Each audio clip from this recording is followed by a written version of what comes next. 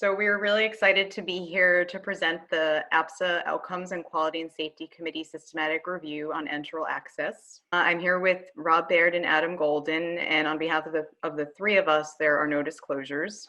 So before we get started, I wanted to take a step back and look at the big picture and ask the question, why did we choose to focus on enteral access? I think a lot of systematic reviews tend to focus on sexier topics like long segment Hirschsprungs or long gap esophageal atresia.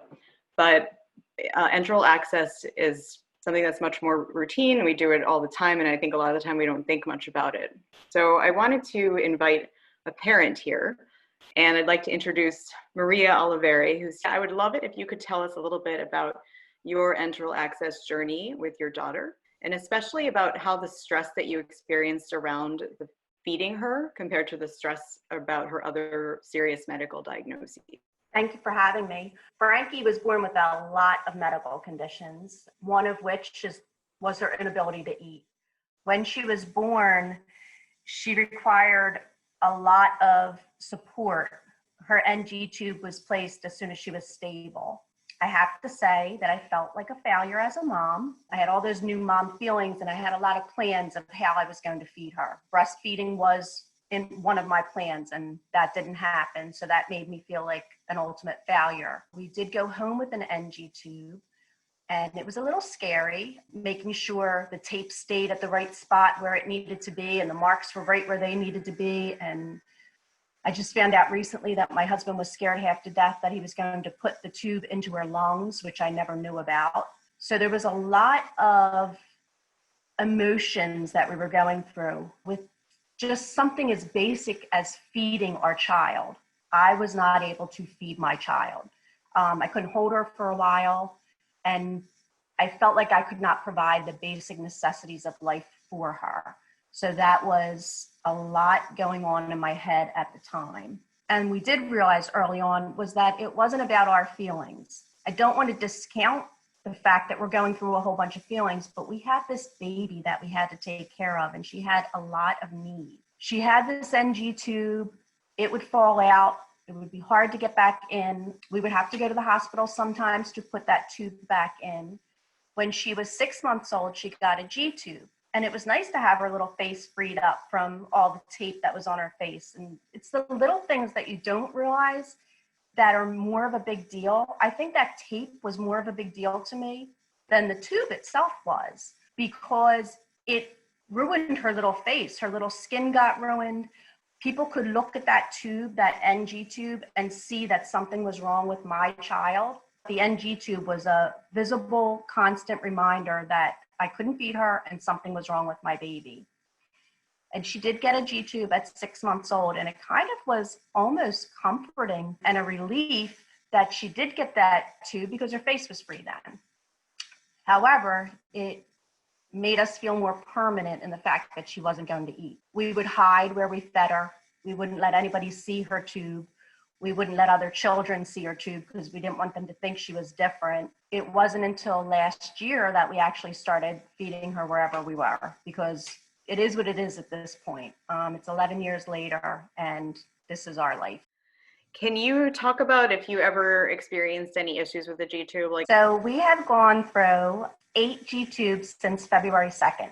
As a matter of fact, yesterday the tube fell out. We have home nursing. The nurse tried to put the tube in yesterday and couldn't get it in.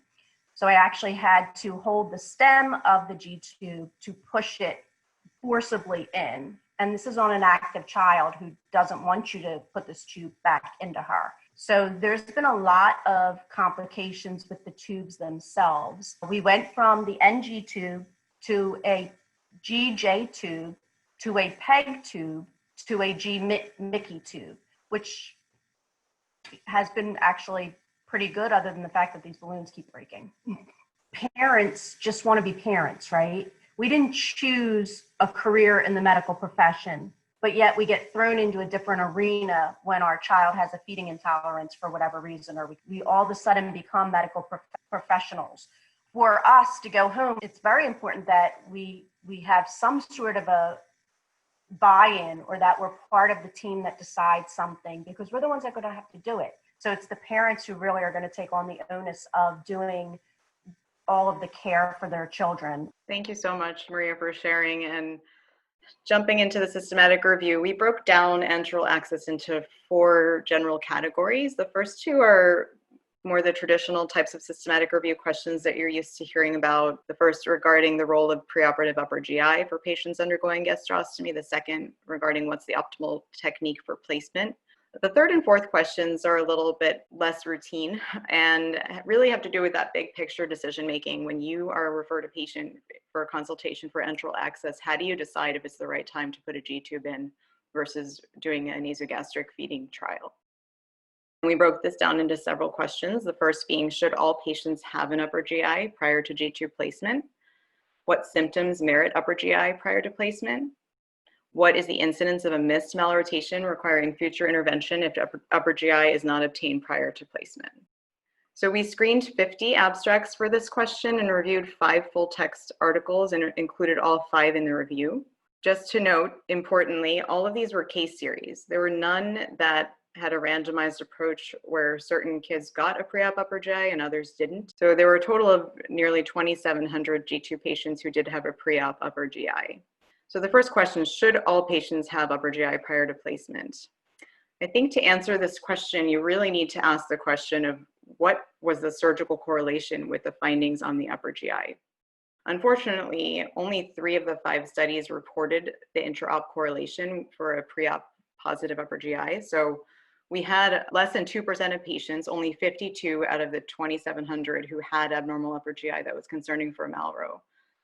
The 3 studies that did report intra-op findings only represented 10 of these 52 patients, and they found that in 7 cases there was indeed malrotation confirmed, but in 3 cases they actually had normal anatomy. So this underscores the fact that there's a significant false positive rate in upper GI studies to look at malrotation. If we look at the other 2 studies that didn't report intra-op findings, that represents 42 of the 52 patients. So we really don't know what the true incidence of malrotation was in that group. Assuming that all of those patients did have malrotation, there would have been a total of 49 cases of malrotation in those series, which again is less than 2%. 44 of the 49 were noted to have a significant congenital anomaly that was noticeable within days of birth. And then of the 5 who didn't have a significant anomaly, 2 of them had cystic fibrosis. So the implications of these findings is that malrotation does appear to be quite rare, and that screening of all patients is not high yield and can result in unnecessary surgery due to the fact that we have a significant false positive rate for upper GI. Our second question was, what symptoms merit upper GI prior to placement? And unfortunately, none of the 5 studies really reported pre-op symptoms or how the presence or absence of pre-op symptoms correlated with findings on upper GI. So that brings us to the last question, which is, what is the incidence of a missed malrotation requiring future intervention if upper GI is not obtained? So 2 of the 5 studies did follow the patients who did not have an upper GI to see whether there was any malrotation that ended up presenting later. And only 1 of the 349 patients across these 2 studies ended up having a later presentation of malrotation, which was treated with a LADS procedure. So the implication is that missing malrotation by not screening everybody with an upper GI is very unlikely. To summarize our conclusions, malrotation is rare, especially in a patient without an anomaly, and that false positive upper GI is common and can result in unnecessary additional surgery. And I think it's important to consider these findings in the context of another systematic review that APSA Outcomes Committee performed in 2015, where they looked at the role of upper GI in screening for malrotation in asymptomatic patients and found that there was really insufficient evidence to support that practice. So our recommendation was that we should not obtain routine upper GI preoperatively for all patients undergoing G-tube placement, but only consider upper GI if a patient is having feeding intolerance or possibly if they have significant congenital anomalies. So I'm going to turn it over to Rob Baird, who's going to address question 2. For question 2, we explored the differential outcomes of G-tubes based on insertion technique and type. Because we had a large number of available studies, we limited the review to comparative ones only. Our primary outcome was the incidence of short-term unplanned surgery, which was reported in all included papers, and encompassed complications like peritonitis, hemorrhage, or perforated viscus. We performed a standard meta-analysis of this composite outcome. More common long-term issues were not explored here, but we'll touch on those later in this presentation. We evaluated the 4 major GT insertion options, namely open stem, percutaneous endoscopic or PEG, laparoscopic, and image guided. We noted that there are several reports of hybrid approaches utilizing 2 or more of the aforementioned techniques. These were excluded. There are also a variety of G-tube types, which can be divided based on the internal component that anchors the tube in place or the length of the external stem. Ultimately, we included 29 publications for synthesis, and these fell into 4 different categories based on the techniques being compared. Moving from left to right on the timeline, the first set of papers compared PEG to the traditional open approach. What followed was open compared to laparoscopy, and then the head-to-head comparison of lap versus PEG. Interventional radiology and PEG have also been compared, most recently in a randomized trial from Great Ormond Street. This data set summarizes 7 papers spanning 22 years across 3 continents, comparing a percutaneous endoscopic approach to the pre-existing standard open approach. This is a risk of bias table for the included studies. In brief, all of them suffered from methodological flaws and have critical inherent biases. This is the forest plot summarizing the risk of serious complications in both groups. No difference was noted, but the 2 groups were relatively heterogeneous, with more open cases more likely to be historical controls and more likely to have associated comorbidities and prior procedures. Our next comparison is between open and laparoscopic procedures. These 7 studies included 2 that evaluated neonates only, and 1 relatively large multi-institutional review from Kansas City. Again, all studies suffered from a critical risk of bias. The aggregate data demonstrates that laparoscopy was associated with a greater than 3 times reduction in risk of serious complications, translating into a number needed to treat of 44 patients to avert 1 major complication. However, again, there is serious selection and temporal bias between the 2 groups. A couple of papers tried to evaluate differential outcomes between G-tube types. While no tube design was found to have a clearly superior safety profile, those with elongated stems were often associated with another general anesthesia to change to a button design. Further, those models anchored by a bumper were associated with an additional risk of buried bumper syndrome between 1 to 3%. We identified 4 papers that compared different laparoscopic G-tube insertion techniques, including Seldinger with fascial fixation, Seldinger with temporary full thickness fixation, and laparoscopy converting to a mini-open gastropexy technique. These had conflicting results, with none clearly superior to the other. This busy slide summarizes the available literature comparing outcomes for lap versus PEG. 16 studies, nearly 4,000 patients spanning all ages, including any and all comorbidities like prematurity, neurologic, and complex cardiac. All studies were single institution and all had critical risk of bias based on their design. Laparoscopy was associated with a highly significant odds ratio of an improved safety profile, with a 4-fold decrease in major complications. There was no appreciable heterogeneity across the analysis, and patient populations were relatively well matched. The number needed to treat was 24 patients to avert 1 serious complication. A relatively low number for such a common procedure. Think about your workflow in your institution. There are some places that would do 24 of these cases a month. Finally, 3 papers evaluated PEG versus IR, including the well-designed randomized trial from the UK. It was the only included paper with a low risk of bias, enrolling 100 well-balanced patients in each arm.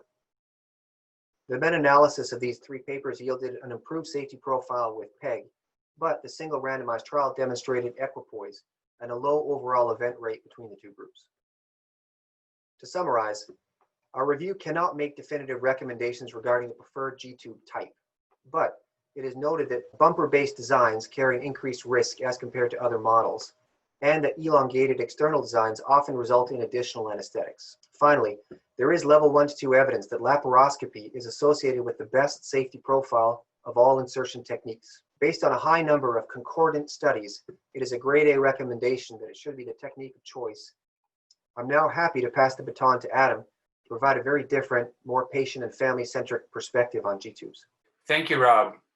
In Seattle, we began our feeding tube quality improvement work after a group of parents of children with G-tubes complained about how fractured their experience had been. In response, the hospital sponsored a huge project that included many parents. Our parent stakeholders provided eye-opening revelations. First, we discovered G-tubes were placed and never used, or used for very short periods of time and forgotten. Our second revelation was that G-tubes were associated with frustrating complications, but the real revelation was our lack of awareness of how poorly we were meeting parents' expectations and maintaining them. And third, this led to another revelation that some parents hated the G-tube so much that they wished to return to the NG tube and wanted the G-tube removed. So as we discussed performing a systematic review for enteral access, we realized that we must address the following assumptions in our clinical decision-making that parents have helped us to become aware of. Number one, infants cannot be discharged with an NG. Number two, NGs are difficult for parents to maintain and replace. Number three, NGs are associated with life-threatening complications like aspiration or feeding the lungs. Number four, that NGs inhibit conversion to PO feeds. And fifth, having a G-tube is easy and risk or complication free or has a low risk profile than NG tubes. This last assumption is a problem of perspective. Putting a G-tube in is easy for us, but maintaining it may be very hard for parents. These historic assumptions have led to a standard of care. We usually prove the efficacy of an operation prior to using it. In this scenario, however, we find ourselves in a position of proving the efficacy of the NG because somehow a G-tube has become the default. This review, however, represents the first step in terms of understanding the evidence we have currently. So with that, we wanted to begin by seeing what the literature could tell us about feeding through NG tubes to try to learn from where our clinical biases derived, which is how we landed on these questions that I will review individually. Ultimately, we identified 262 abstracts and performed full text review of 12. 7 of these met inclusion criteria and are included in this discussion. Ultimately, none of these studies can contribute to a grade of evidence above a C or D. Our first question addressed the outcomes associated with discharging a patient on NG feeds. Only one article specifically addressed symptoms while on NG feeds. This was a survey of 425 parents of children receiving NG and PEG feeds. These data describe just the NG population. In summary, the symptoms that parents described most often were symptoms that could be attributed to the underlying medical condition as easily as to the NG tube itself. Only one paper addressed frequency of weaning from NG after discharge on gavage feeds. This was a single institution retrospective chart review of pediatric patients discharged on NG feeds between January of 2010 and March of 2013. It described 87 patients with a mean of 1.2 years of age, ranging between 3 months and 16 years, followed up at 6 to 6 weeks from discharge. Just over half weaned to PO and 10% died, so at least 60% did not need a G-tube. And in 13% of patients, the parents successfully transitioned the infant to PO without medical clearance, suggesting that maybe we should get out of the way a little bit more often. But our review is about what happens after discharge. 3 papers address duration of NG feeds, each with very different populations. The Van Kampen paper describes 123 infants less than 37 weeks of gestation with a median wean in under 1 month. The Rosen paper describes 87 patients with a mean age of 1.2 years with a median wean of under 3 months. And the Pajon-Geiner paper describes 304 patients with a mean age of 2.5 years, in which 26% weaned in under 30 days, and 4% remained on NG feeds for more than 5 years. The implications of these studies are that the majority of premature infants wean to full PO within a month, and many kids are fed safely via NG for a prolonged period. 3 papers specifically address serious adverse events. Essentially, none were reported to be due to the NG tube, and predictably, patients discharged in the home gavage program had lower relative risk of infection during the home gavage period compared with those in the control group during the corresponding time in the hospital. 3 papers addressed readmissions, and while this complex population does have high readmission rates, chart review suggests no readmissions are due to administration of NG feeds nor maintenance of NG tubes. And finally, in terms of parent satisfaction, the majority of parent surveys reflected that parents felt NG feeding at home is safe, that it is beneficial to the patient and the family, that they would choose home NG feeds again, and that they would recommend home NG feeds to other parents.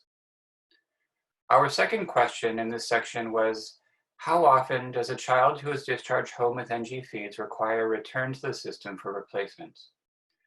2 papers address this question. Our highest level study, Cochrane Review, prospectively captured health service utilization in terms of ER and PCP utilization and found no difference. The second study was a survey of parents and home healthcare companies and found that the majority of tubes were replaced by the parents. In the bigger picture, we must consider these results against the balancing measures of the alternatives. 1, healthcare utilization associated with infants kept in the hospital until taking full PO.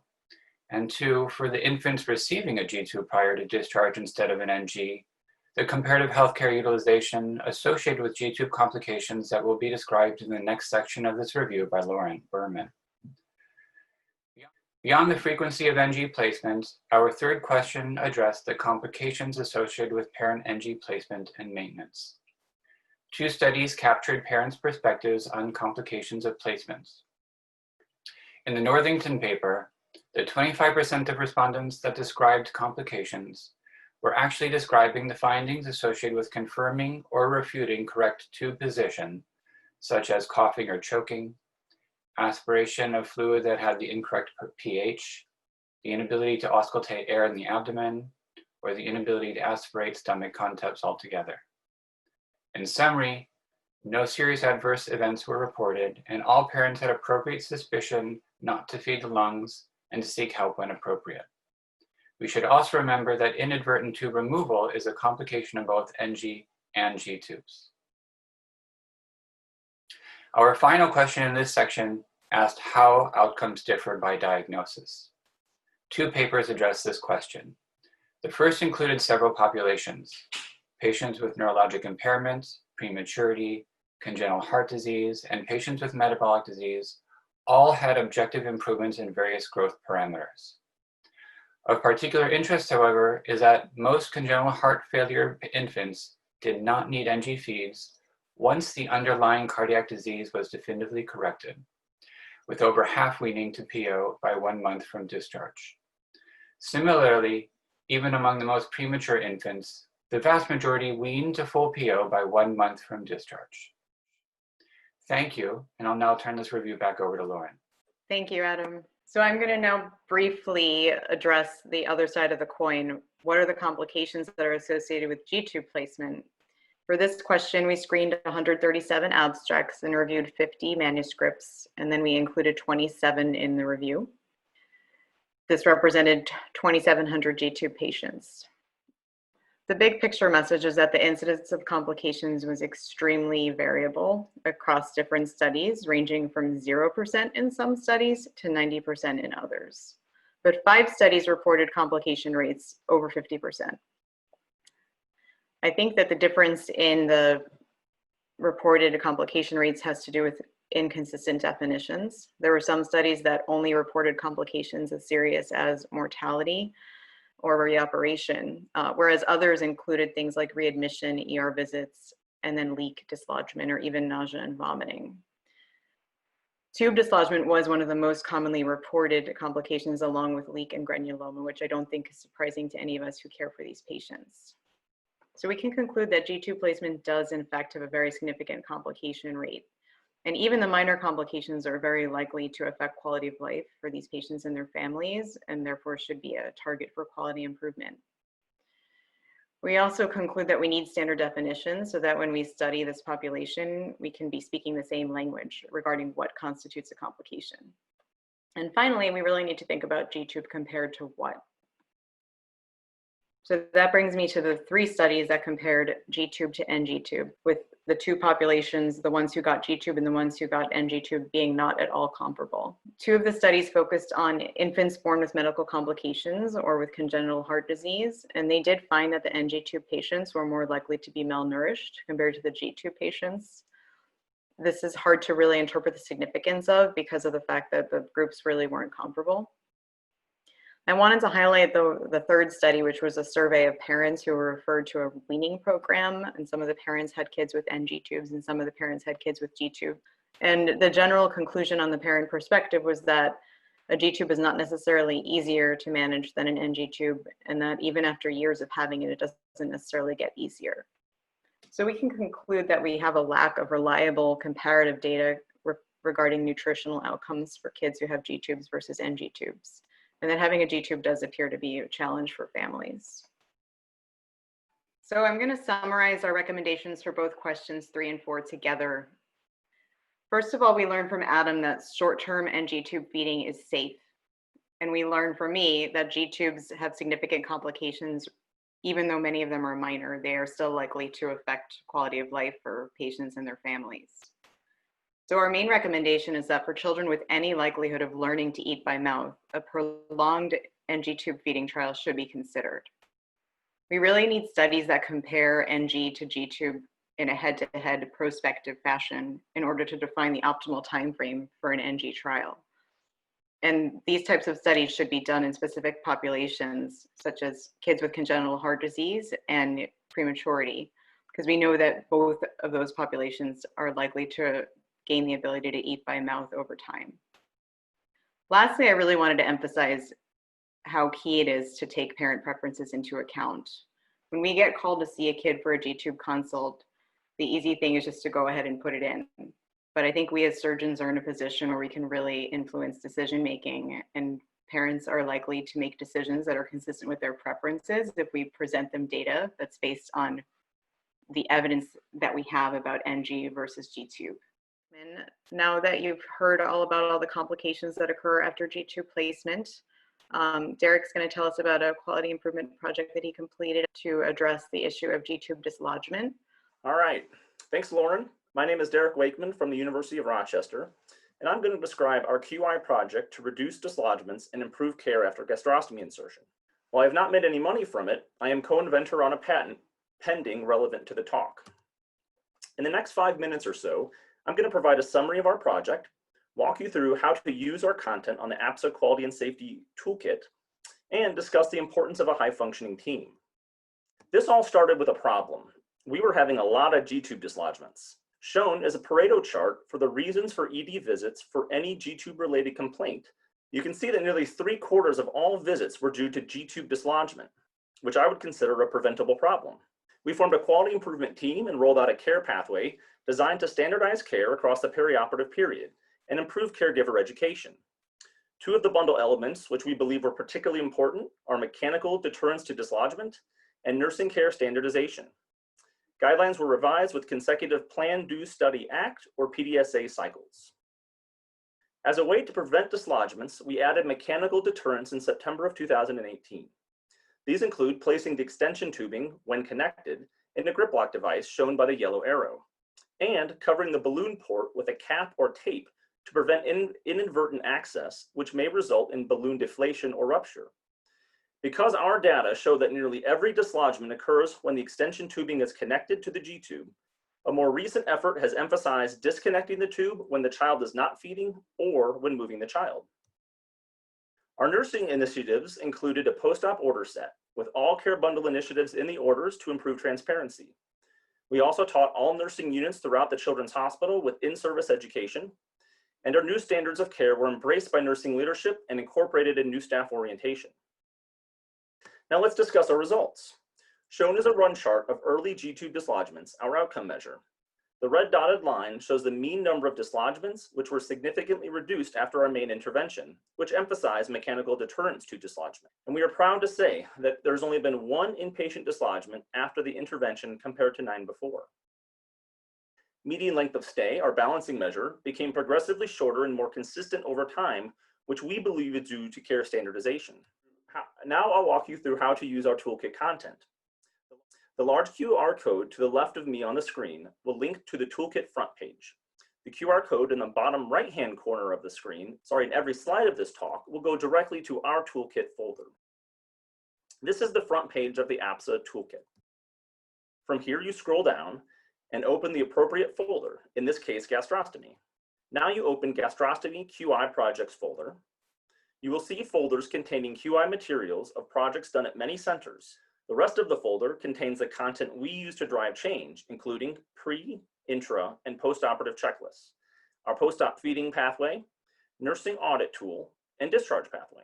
Epic templates for consult, operative, and postoperative notes, resources about team building, and teaching videos are in the subfolders. I'd like to end by stressing the importance of team functioning on our success. The team was co-led by myself and Marcia Polhamus, the better half of our physician nursing dyad, and coached by Jan Schriefer. We embraced our differences and intentionally chose some members to complement our styles. We built an interprofessional, interdisciplinary team with representatives for stakeholders. Now, a few months into our project, we assessed our team function using the teamwork framework by Patrick Lencioni's The 5 Dysfunctions of a Team. We found that our team actually had a pretty low score for accountability. To improve this, subcommittees were formed to give everyone on the team an opportunity to contribute meaningfully and be accountable within the subcommittee. Subsequent teaming measurements in early 2019 revealed improved functioning across domains. And I have no doubt that our success was due to the high functioning nature of our team. So in conclusion, QI methodology is useful to improve care and decrease complications after G-tube insertion. Don't reinvent the wheel. Use the APSA Quality and Safety Toolkit to enhance your QI projects. And finally, I would encourage people to be thoughtful and purposeful when building and maintaining their teams, as the team's output and success are highly dependent on how well it functions.